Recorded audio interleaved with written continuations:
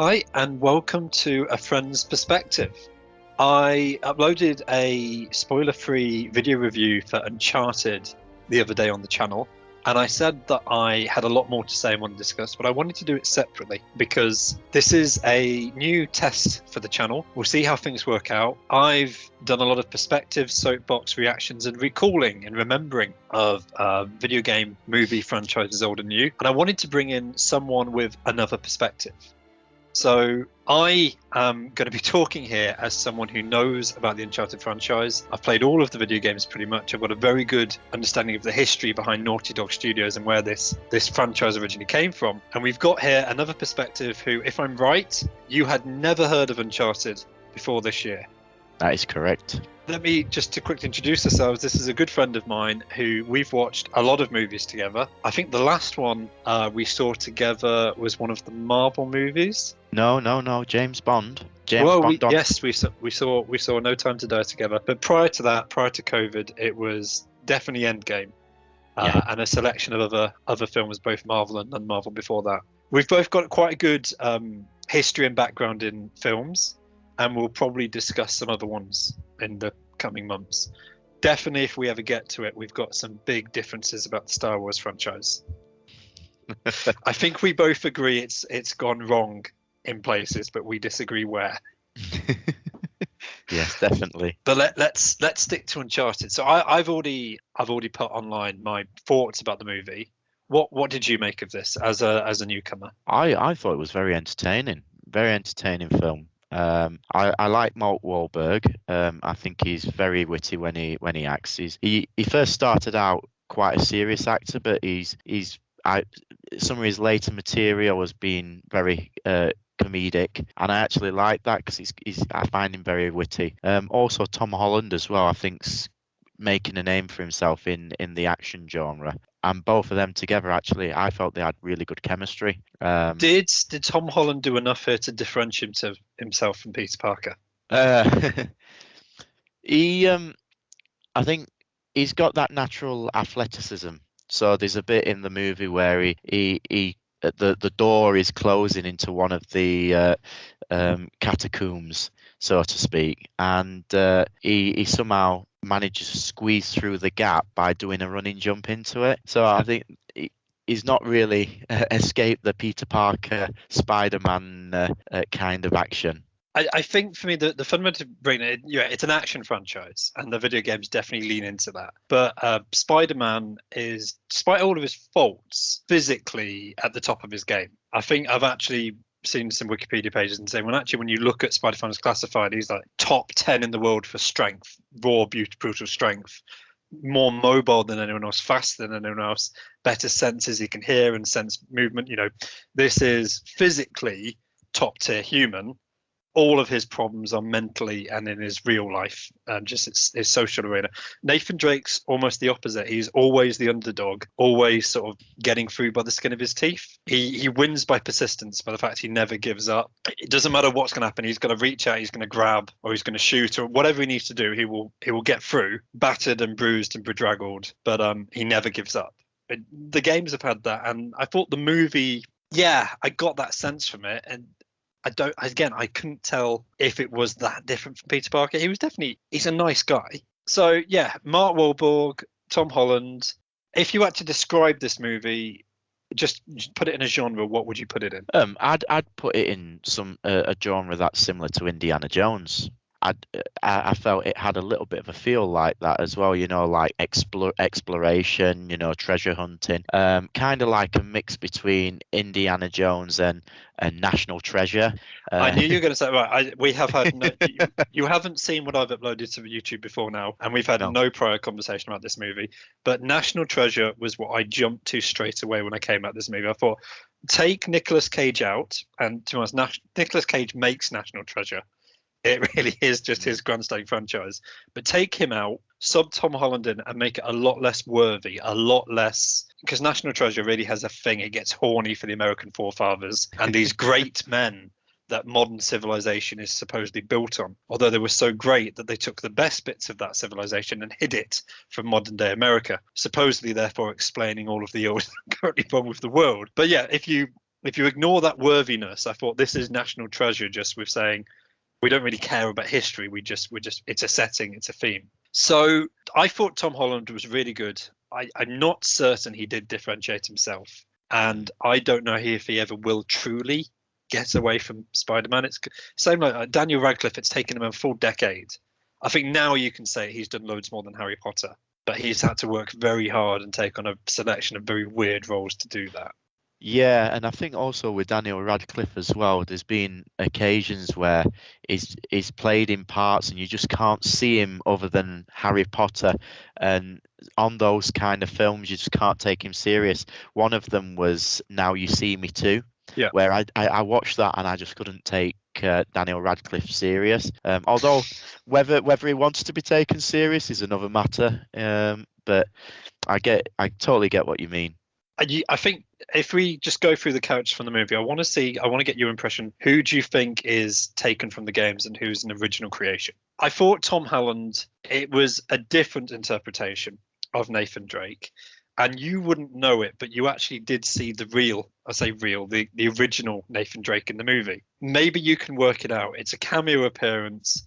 It's very grandstandingly, like if you recognize the voice, you'd go, oh, it's just completely self-serving. But there's a scene in the movie where they've crashed into the ocean and they walk bedraggled out of the ocean and someone calls them over to have a quick chat. I was wondering who that guy was. You were wondering who that guy? Yeah, that guy lying in the deck chair said, "Oh, yeah, I've done something similar," and that's because he actually has done something similar. So the opening of the movie, I thought as someone who knows the Uncharted franchise, it was passé to me. The opening scene of the movie with him waking up, dangling from outside the plane, and then having to climb his way back into the plane. I reckon that is the scene that made them go, "We want to shoot this," because that's ripped directly off one of the video games. It's actually ripped off the third video game in the series, and it happens it happens actually over a desert, not over the ocean. But in all other respects, he's thrown out of a plane, grabs onto the cargo that's dangling out of it, climbs his way back on board the plane, and then gets knocked out again after a quick shootout. And then he lands in a desert, not in this ocean. And that bloke on the deck chair, that's Nolan North, who's one of the most prolific video game actors. It's actually quite rare to see. I mean, I've seen pictures of him. I don't think I've ever seen him in motion, filmed moving before. So that was like, oh, okay, that's what he looks like. Nothing like the original Nathan Drake. But no, Tom Holland, it's a younger, I think you can gather just by now you've seen him, he's a lot younger than the voice actor. Yeah. And that shouldn't really matter because he's a voice actor, but actually I think he's playing roughly to the age he actually is in the games. So the Nathan in the games is a lot older, a lot more, I don't want to say he's more mature actually, because I was surprised how mature Tom Holland played this. There was a real earnestness to, okay, it's a bit immature him going, it's all about his family resentment and his brother missing. So there's this whole he's had a lost childhood taken from him angle to it. But apart from that, the games don't even start now. So if I said to you that a lot of people who love Uncharted are a bit miffed because this isn't an adaptation of any of the video games, although it takes scenes from the video games. That dangling out the helicopter, that's a scene, we've seen that before.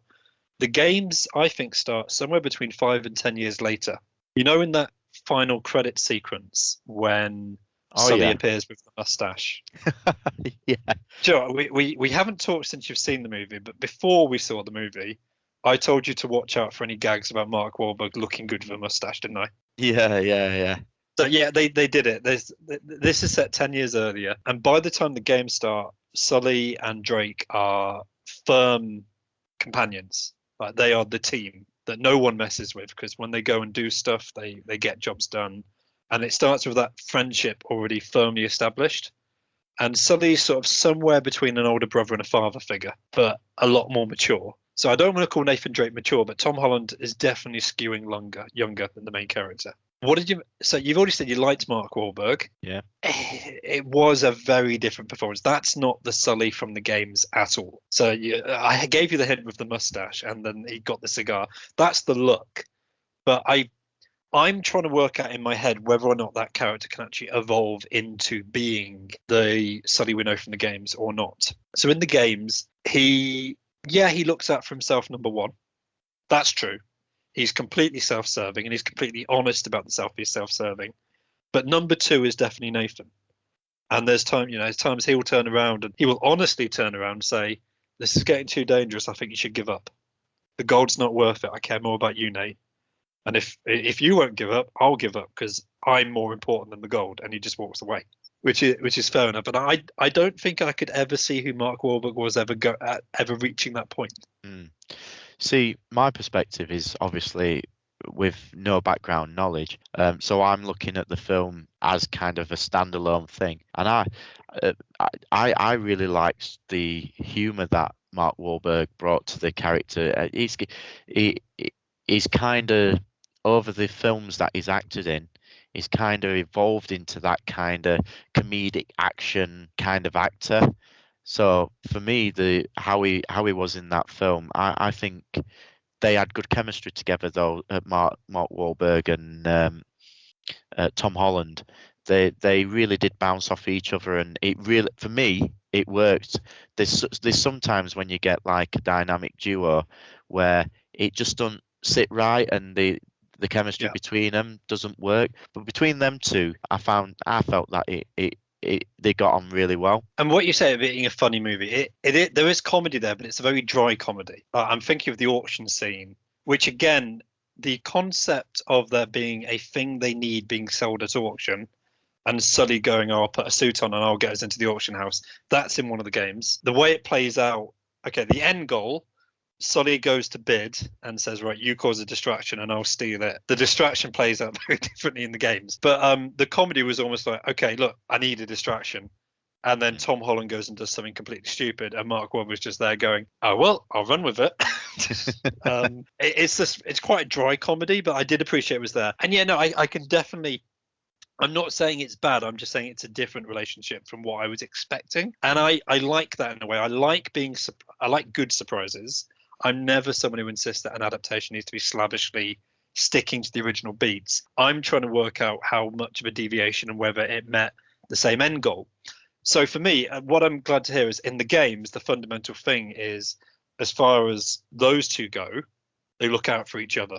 And everyone else in the world, it's not that everyone else in the world is expendable, that they are the team and they will go after the goal. Nathan will go after the treasure. Sully will accompany him. And everyone else in the world, and even the treasure comes second. And I was like, okay, I think the movie at the end had reached that point, but it's an origin story, and I'm quite over origin story movies, because I think the comic book movie franchise has inured me to them. We've seen how Iron Man, how Batman, how many times, how Spider-Man, how many times became Spider-Man, Batman, and Iron Man, and every other character under the sun.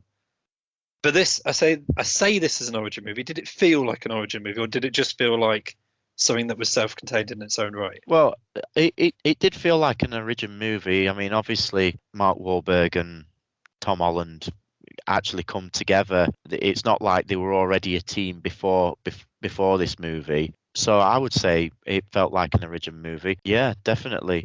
But it's like you said about a lot of the comic books have done to death the origin stories, which is why I believe that Spider-Man, Tom Holland's Spider-Man, like Spider-Man Homecoming, did so well because it wasn't an origin story. However, with this film, I think because Uncharted, for me, I didn't know about Uncharted until you told me it was a game franchise. For me, I feel that there's probably many people out there who just go and watch this movie thinking that it's an original movie. So it kind of does work. Did you know it was a game franchise before I told you? No. Did you get that from the posters? No, I didn't. Not at all. Not at all. No, you just went, "Oh, it's an action flick with Wahlberg and Holland in." Exactly. And okay, let's carry on revolving around the cast. Next biggest name in the franchise after those two, possibly a bigger name if you go back a bit more historically, Antonio Banderas. Oh yeah. As our principal villain from the games or original? I'm gonna guess that he was original because of the family. The family that he came from. So again, we've got themes and principles here. So every Uncharted game has a rival who will be after the treasure for their own reasons. And sometimes They're after it because they're evil dictators. We've had warlord mercenaries, and we've just had rich people who want treasure for their own sake and don't care about other people. But we have had people who had an emotional stake in wanting the treasure. This is slightly new. My great granddad was robbed by the pirates, so therefore it's technically my treasure by reclaiming the family legacy. That is new. But yeah, a rival rich aristocrat saying my family deserves this. I've dedicated my life to hunting for this treasure and putting the pieces together, and I'm not having you come in and steal it off me at the last minute. And so therefore I will hire a mercenary with an army to do my bidding. That's from the games. But no, Antonio Banderas, Santiago Moncada, if I remember rightly, that's brand new character. I was unhappy that they did all of the groundwork building him up as a villain and no groundwork building Jo Braddock up as a villain, and then they just cut him out of the movie and said, right, we'll run with Braddock from here on out. That didn't work for me. Yeah, and to be honest, the real villain of it was the lady. I don't know. Yeah, so I said Jo Braddock. That was okay. The mercenary. So yeah, you're correct. I mean, I'd agree with that. I mean, they spent no time really making the villain. You were kind of directed towards Antonio Banderas' character as being the villain, and then he's dead. Okay. And then obviously she filled that void. I think maybe it would have been better if there'd have been more emphasis on her being the villain from the start. But to be honest, I'm thinking now that might not have worked because I think they needed to create an air of mystery between the relationship of her and Antonio Banderas. The idea of there being multiple villains, not just one rival, isn't new to the franchise. In the very first original game, there's actually 3 or 4 individuals who are sort of collaborating to take Nate down. And we definitely have a situation there where the rich aristocrat gets stabbed in the back by the mercenary he's hired. But it only happens in the final 5 minutes of the experience, literally after they've found the treasure. So I would have stuck with that plot point. I think her turning on him makes complete sense. It's the way for him to be brought down, particularly after what he did to his dad. But it should have happened later on in the movie. 2 things happened. Like after that plane action sequence, the second time around, and when it started the second time around, I was like, I'm going to get bored here. I've already watched this happen once. But cutting it the second, because the first time around, it was entirely from Drake's perspective. So it was that smash cut of, oh God, I'm awake. Where am I? I'm in the air. There's wind and there's, oh God, a large drop. And then climbing and then people grabbing him and him kicking him off and then flying up in the distance. And it was so focused on his sort of ascent back into safety of the plane. And then the second time around, there was a bit of that, but it was focusing on Chloe Frazier and her shootout in the plane with him coming towards her as she got in the car and knocked him off. And for me, it was like, okay, you're getting your money's worth. You've got 2 action sequences for the price of 1, but you've just about avoided boring me, which is, it's quite I don't think that's going to get anywhere near as much praise for being able to handle that without boring or repeating yourself as I think most film critics will look over that fact. So Chloe Frazier, from the games or original character? With her, I'm going to say she's not an original character in the computer game. I felt that she was made purely for the movie. Is that correct? No, well, as I said, this is 10 years younger. Remember, I think the Uncharted games are set somewhere 5 to 10 years. So the Chloe Frazier we see in the movie, I think is an original character. We have never seen a girl with that particular, because it also focuses on a backstory. The games, they do a bit, and I'll come to how they do in a bit later. But with Chloe, no, she appears in the video games as a fully fledged. Have you seen science fiction show from the early 2000s called Farscape? I've heard of Farscape. I always remember the front cover of the DVDs being a female alien with like cropped hair. No, yeah, well, I'm pretty sure she plays a pretty humanoid character, but there was an actress who was in that called Claudia Black. Okay. She's also been in Stargate in the final two series before it got cancelled. This isn't ringing any bells for you, is it? No. You recognise her? Yeah, I recognise her. Okay, so she's been in quite a few sort of genre television series and movies over the years. She's been in Pitch Black. She's in Rick and Morty.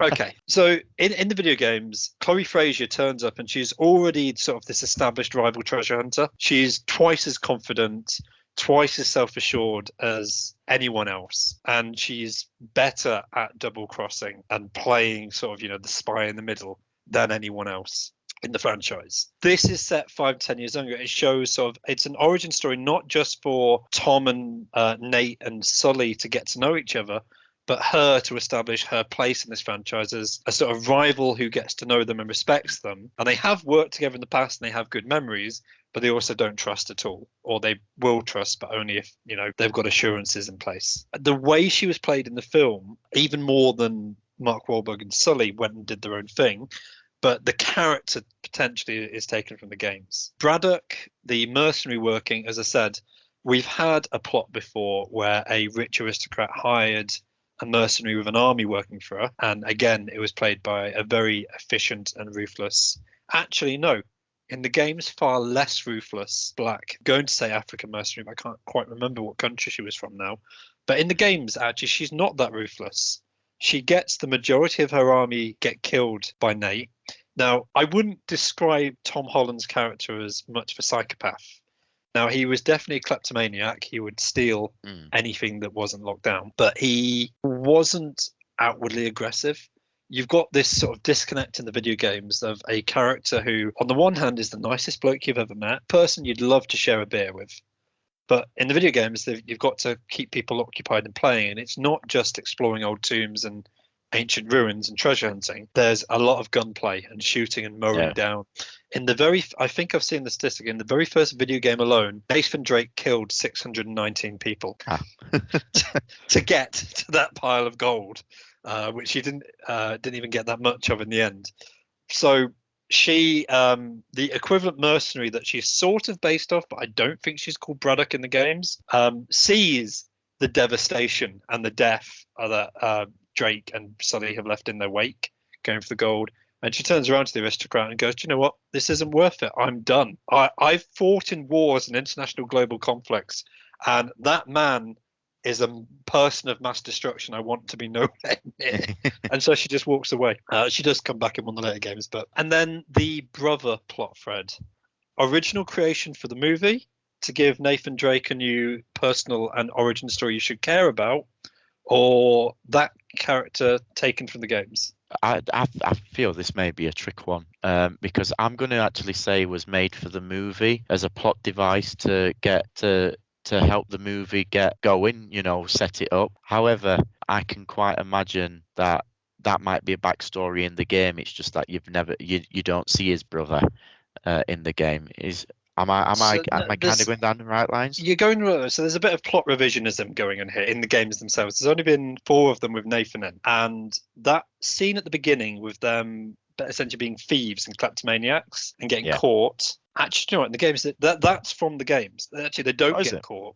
But no, it was established in the games that Nate was an orphan. And that's how he met Sully, because he was an orphan, no family, and he met a fellow treasure hunter who recruited him.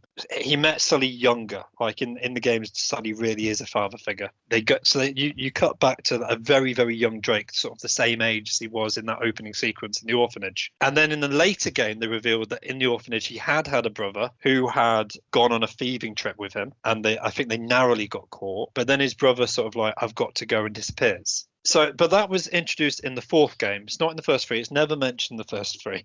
And then the 4th game, they're like, "Oh yeah, the reason you never mention him is he's spent the last 25 years in a Cuban prison." I think it's Cuban. But a prison in a country that no one ever goes to. And he's been rotting there for the last 25 years. And you didn't know. You thought he was dead.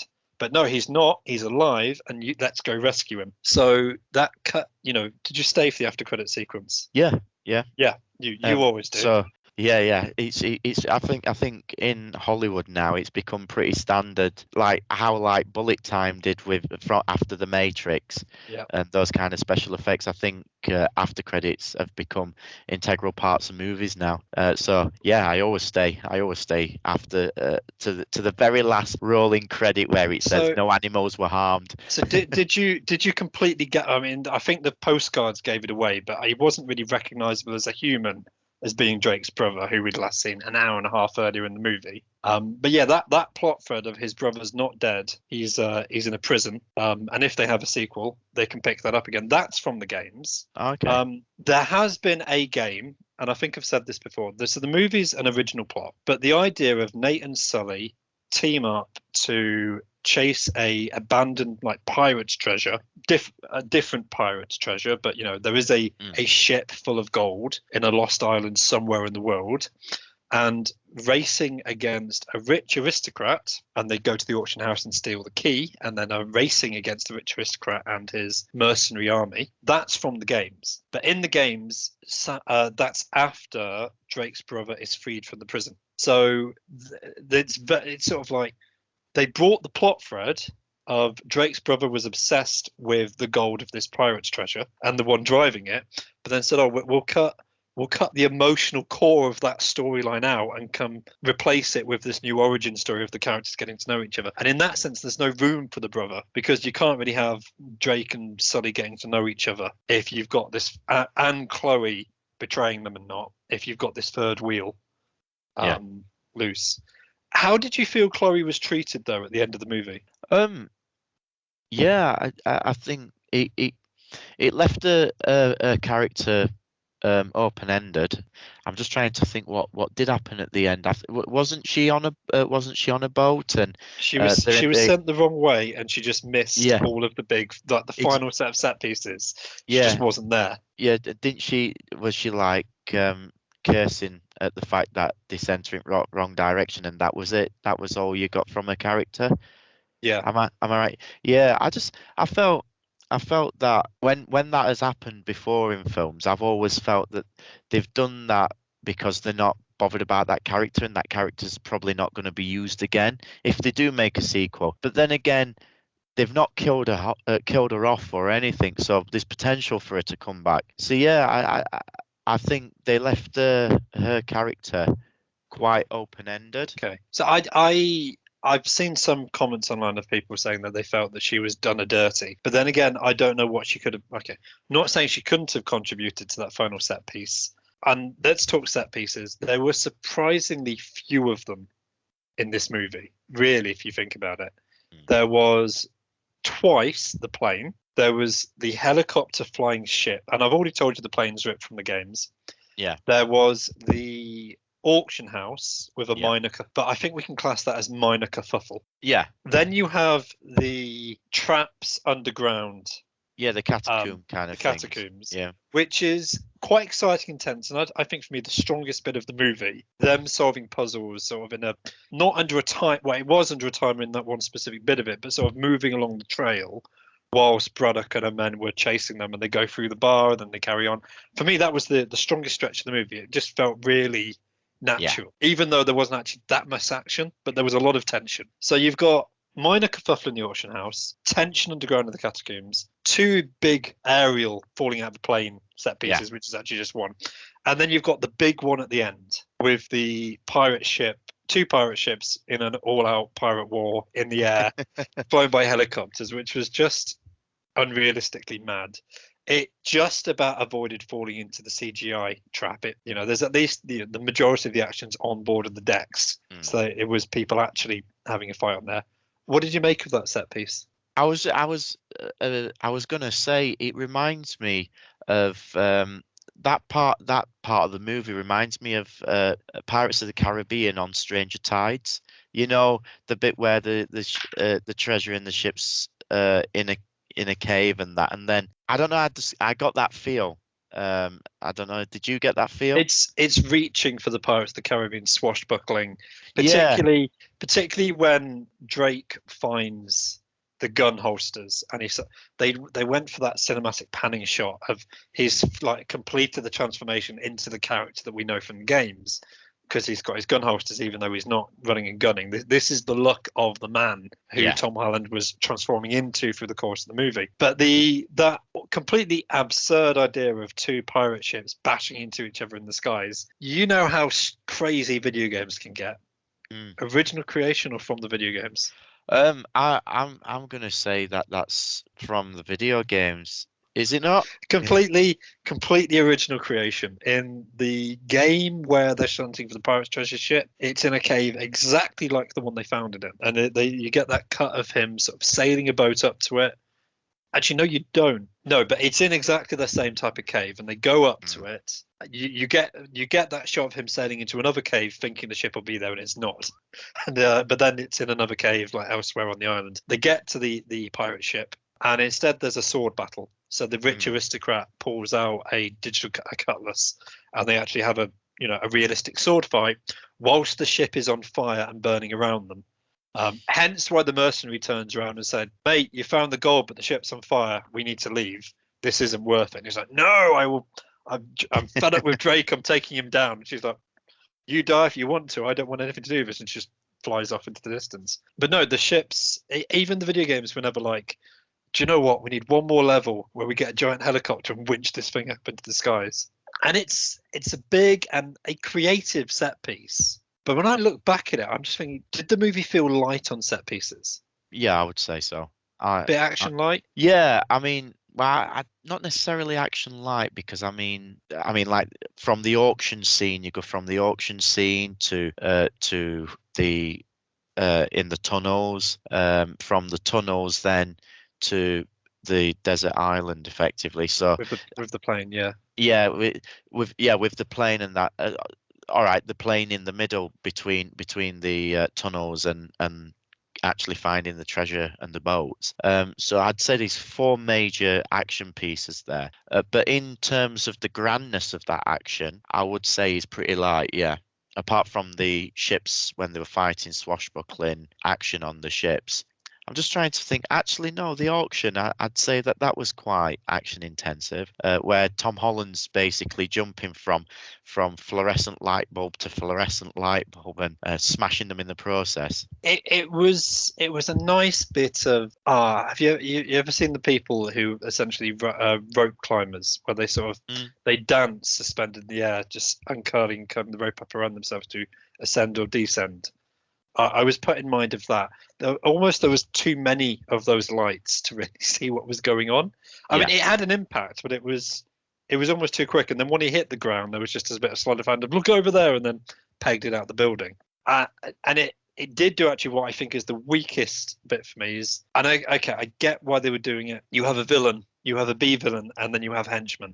And because you have a B villain is the henchman to the A villain, and Chloe technically is a C anti-hero to the side, when B villain has her own henchmen, they don't really need character personalities. But actually, do you know what? They should have personalities. And tough and mute and Scottish and tough is not satisfactory.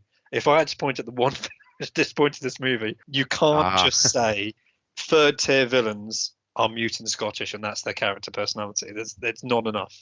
He did get some speaking parts, but not much. In summary, I think we both said we enjoyed the film. If Uncharted 2 rocked up with Nate and a now hopefully permanently mustached Wahlberg, maybe with or without Chloe returning, I think she doesn't need to be there. She's in half the games, not all of them.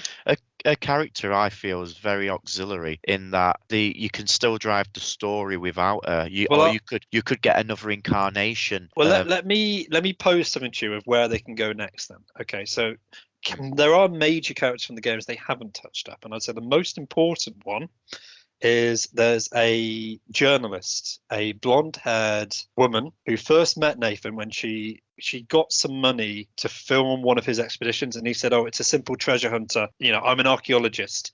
Come and film me dig up this ancient treasure I've located." And then when he discovers it's not really treasure, it's actually a map to take him somewhere else, and there are pirates. He ditches her and she starts hunting him down. And then there's this will they, won't they relationship between her and him. So if they brought a sequel, they've got new characters, ready in place to act as a new foil for Sully and Nate. And Alina in the games definitely is the most important character. Didn't even get a look in on this movie. But Alina and Chloe have been in at least one game together, introducing sort of the questionable love triangle where Nate and Chloe use each other, both emotionally and physically. But Nate and Alina are meant to be together, but they don't. You see, I think from the end credit scenes or the mid credit scenes, I think the brother is going to play a part in the next film, certainly. And they may even do a classic Hollywood thing of making him kind of like the villain, and he works against Sully and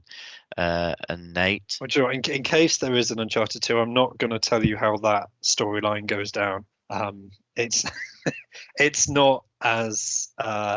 not completely simple, and it is quite emotionally draining in the way it plays out. It definitely is the point where the video game went, okay, we want to. And Uncharted, for me, the thing that kind of strikes me in this, so the Uncharted video game series started in 2006, and it really is sort of there are other video games that did this before, Ryan, but it's the video game series that said, no, we are as good as the movies. We can tell stories as deep as the movies. Now, there's been other video games before that had cinematic cutscenes and deep emotional stories, particularly role-playing games. But this was an action game that said, we're going to be like Indiana Jones, the game, but the movie. And so it doesn't surprise me. Okay, it's not the first big, and actually it's now in the top 5 of box office returns for video game movies. Have you any guesses for what the ones beating it are? Sonic being one. Yeah. Which I absolutely loved, and I can't wait for the second one. Assassin's Creed, but I think that had such a bad yeah. So I really like that. I really like that movie. Similar to Resident Evil. No, they have a massive cult following, but they've never done that well at the box office, not comparatively. Right. Let me think. The Mario movie in 1993 bombed. That bombed. Yeah. So the other ones are Detective Pikachu, your Pokemon franchises. Oh yeah. But actually, there's a third one that's still at this point in time out inches Uncharted, and it's Angelina Jolie's Tomb Raider. The original. And so the thing about Uncharted is when it emerged on the scene in 2006, it was definitely the video game that said, we're going to tell deep emotional stories, both in cutscenes and in the gameplay, where this will feel like you're playing a movie. But everyone in the video game world looked at it and said, oh, it's just Tomb Raider with a man. Which then a second group of people looked at that and said, oh, you mean Tomb Raider with a man? You mean Indiana Jones? Because that's all Tomb Raider is. It's Indiana Jones with a woman. The Uncharted games have always had this rep for being sort of the next incarnation of Tomb Raider. Even though Tomb Raider's not going away, they've changed.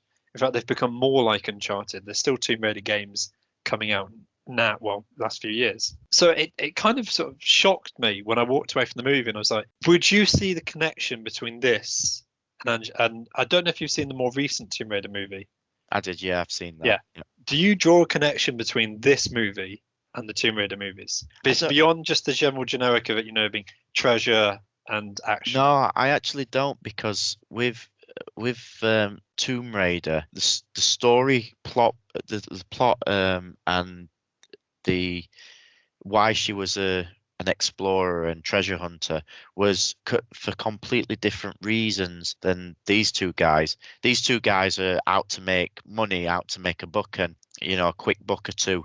Whereas Angelina Jolie, or should I say, Tomb Raider, her Tomb Raider movies had a lot of emphasis on her family, and I was just going to say it's a very personal. It's about Lara Croft and her as an individual. Yeah, exactly. Both the modern and the old one, it's about her and her emotional, what she's going through personally and developing as a character, versus the entire world is out to get her. And there are other characters, there's people she's friendly with, but the movie's not about them. It's so focused and zoomed in on her. And it's also got a really strong supernatural element to it. Always has a strong supernatural element to it. Whereas the Uncharted games, they've dabbled. Maybe there's a curse on that treasure, and then it's revealed that the curse is real. But no, it's more of a buddy I don't want to say, I keep using the word buddy cop action movie, but you know what I mean by that. Yeah. It's a more family drama the whole way through. And that kind of, I'm pointing back to the old Indiana Jones franchise. And the one thing that franchise has always done wrong is it was never constant on who the B characters were. There was always like Indiana Jones and the woman of the month. And when they did the fourth movie, they brought back one of the previous women. But did it matter? Did it make a difference to that film? Was it improved by the continuity? I don't think so. I think she didn't need to be in the film. I mean, I liked how they brought Shia LaBeouf in as Indiana Jones's son, but they could have brought him in without his mum. They could have just mentioned her. So yeah, in that respect, I don't think she added anything to the. It's not anything wrong specifically with Shia LaBeouf's character action. I'm just never going to forgive that scene for the monkey swinging Shia LaBeouf does in that movie. Like, I think lots of people have a thing that movie did that crossed a red line for them. For me, it was that, and I just went, no, I'm checking out now. Yeah, the fourth Indiana Jones movie, I think the plot was, I don't know, it just wasn't strong enough. It felt like they had a kind of mandate to make a fourth movie, so they just kind of made the story up there, and then it's not like the story concept was already there and it just been waiting to be made. It's almost like, was this made during the writers' strike in America? Kind of like Quantum of Solace kind of thing. I think the problems were very different, but yeah, you're right. It comes down to the writing. So I think we're diverging though from Uncharted. Yeah. It for me does stand on its own. It does do something different because neither Indiana Jones or Tomb Raider movies have had that. I want to say family dynamic, because at the end of the movie they are building what would become, this double act, this family. And National Treasure is too far up its own arse to and again, it does have other characters, but only Nicolas Cage matters. Really, the other characters are there to listen to Nicolas Cage, and you got moments of that in the film where Wahlberg's turning to Drake and saying, "Well, you're the expert, you solve it," and Drake inevitably does.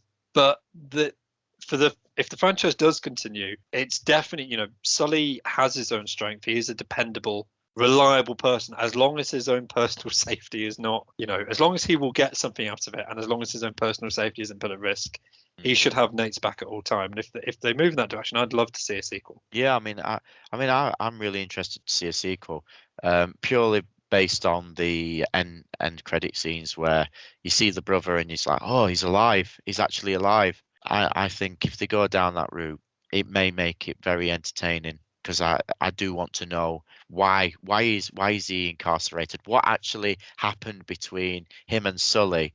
This great mystery that I don't think we get to know, do we, in the movie? We don't find out. It's just like, hey, he died, end of, and it was killed by one of the Braddock. Braddock.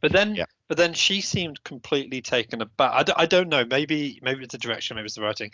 When Drake ruined the plan, because they were meant to just escape, sneak off that ship and parachute down to the island, and Drake's like, no, I'm gonna find out the truth, and he blows up the plan by saying, I want to find out. Did you kill my brother? She kind of looks at him and is like, what the hell are you talking about? And it's not, where did you come from? What are you doing on my ship? It's like, what the hell are you talking about? As if she had nothing to do with it. If they have a sequel movie and they show that what went down between the elder Drake and Sully had nothing to do with Jo Braddock, I wouldn't be completely surprised, and it wouldn't be for me a massive plot thread of them rewriting stuff. Although I'd imagine some people wouldn't take it that way. That's maybe my interpretation, because I'm not going to spoil to you what happened to Sam Drake in the games to make him end up in a prison. I'll just say that in the games when it happened, Nate was there, but he thought Sam had died, which is why he never went back to the where he was and found him in the prison. He was like, oh, he's dead. Move on with my life. So we'll have to give it 3 or 4 years, see if there's a sequel, and then I'll tell you if we don't get one. Yeah. Well, thank you. It's been, do you know what? This is kind of where the YouTube channel came from. I used to have conversations in a pub or in a car or traveling or on the phone with you and other people like this all the time, just dissecting. We'd seen a great movie, we'd come out and we'd talk about it, and COVID killed that. So Yeah. it's been nice to do this again remotely. Thanks very much for appearing. We'll find another movie or something that you've got a perspective on, if we can discuss in the future, if you'll come back again. Oh, definitely. We've still got to finish the debate about Last Jedi, so we've still got that debate going. Yes, we do. Well, thank you very much for listening. If anyone's enjoyed this conversation and wants to hear more A Friend's Perspective discussions, please comment in the video below, subscribe to the channel, and thank you very much for listening.